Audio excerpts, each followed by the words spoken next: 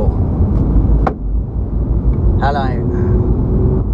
So I'm currently on the outskirts of San Diego, California, and I'm hanging out with a very good friend of mine called Tony. Tony has two awesome 911s in his collection. One is this, the 991 GT3 Gen 1, and the other is that car, the Gen 2 997 GT3 RS.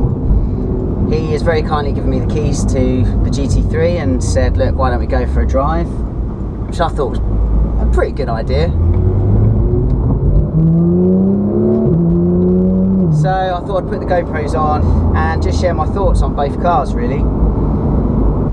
So the Gen 1 GT3s, generally speaking, have had a bit of a potted history. They were released, which I believe was the end of 2013, if I recall correctly.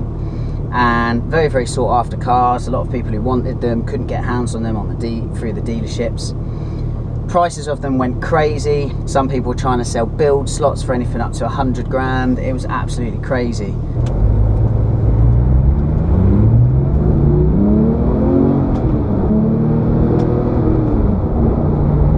Now here comes the plot twist.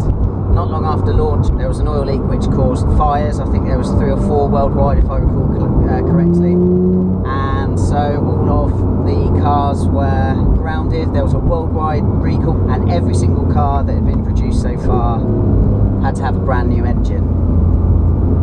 Now, before you feel sorry for these guys that spec these cars, don't.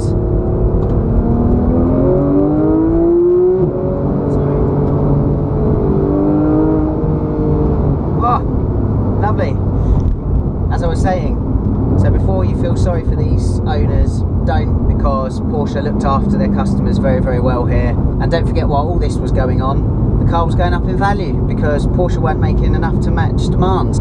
So needless to say, the GT3 owners did very, very well out of the situation. Now, the point is, the cars were fixed and the cars were rolled out. There were a lot of speculators that tried to flip these cars, as I've already mentioned, and a lot of that kind of did happen.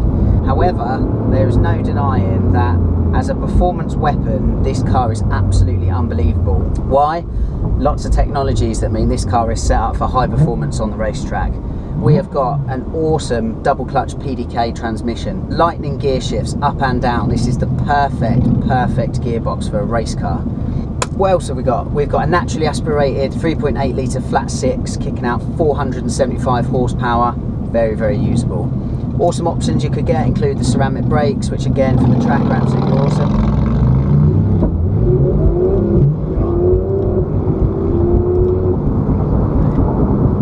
We have got rear axle steering, which just aids poise through the turn, keeps that rear axle so stable, completely changed the game for the 911 in terms of how you drive the car on track. So there are many good things to like about this car.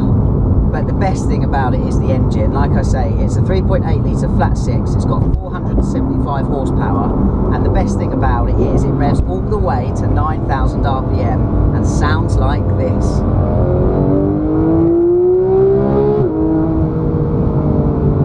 It is ludicrously good, ludicrously good. As we know, they've kept that Banshee exhaust note and 9K redline on the Gen 2 GT3, but from that car aside, there is just no 911 that sounds as good as a Gen 1 991 GT3. Even the RS isn't as good because they lowered the redline on that. Don't forget, the RS only revs to 8.6. This goes all the way to 9 grand and sounds absolutely phenomenal.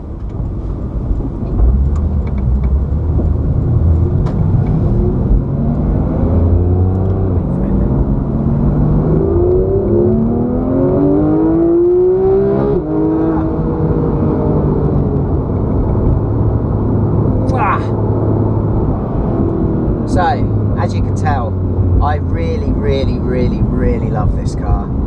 Of all the 911s ever made, this car is in my top 5, and I really hope I get to own one of these cars one day.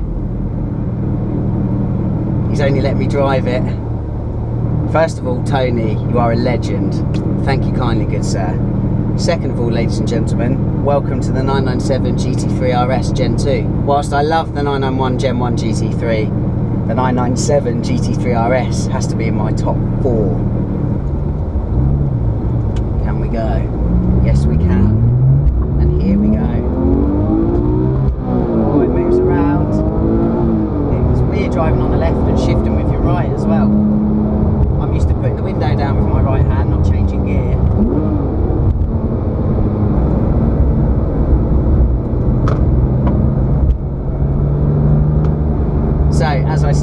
this car for me just pips the 991 GT3, and it does so because of what this car doesn't have over that. And what do I mean by that? Well, it hasn't got a PDK gearbox.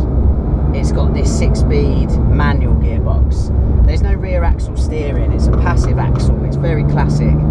Also, don't forget the engine in the 997 truly is out the back of the car. In the 991, they extended the wheelbase and actually moved the engine on top, more on top of the rear axle. And we're off. Oh. Shift is really short. Better back off because I'm on public road. Once this car goes past 4K, it pulls like an absolute train. Just to recap, the Gen 2 997 GT3 RS has 450 horsepower, so it's fairly similar to the 991 Gen 1 GT3. Obviously, this being an RS, it's a lot louder in here than the GT3. They've removed more sound deadening.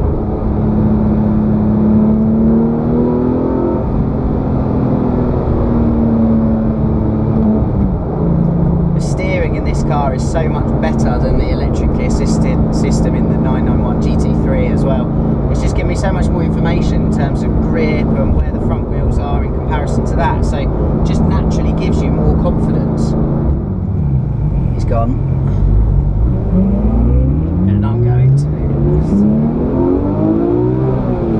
The GT3 is quick to get away thanks to its PDK. It's almost like the gearbox is never decoupled from the engine, it just goes. So every time in the manual you're letting off and changing up, then the GT3 just gets away. But you have to do so much more work to get moving in compared to that car, which is what makes this car so much bloody fun to drive. So there's no question then, the 991 GT3 is the quicker car. It's quicker off the mark, it's quick around the track too, but for me, the 911 just stops here. This is the ultimate car. It's still vaguely analog, you still have to do most things yourself in order to get the best from it, and it is seriously quick. Oh my god! Yes! This is awesome. Such an awesome car. I just love it. It's just race car. It's an actual race car with a set of license plates on. Guys, thank you very much for watching. I absolutely love bringing you videos like this, and I love sharing my passion for the 911 with you, so please subscribe to the channel for even more content going forward, okay? And that'll cover classics as well as the modern day supercars. Follow me on Instagram as well, it's @Lee_Sibs, S-I-B-S, for even more behind the scenes sorts of stuff. We're parking this bad boy back in the garage. So, thank you and see you soon.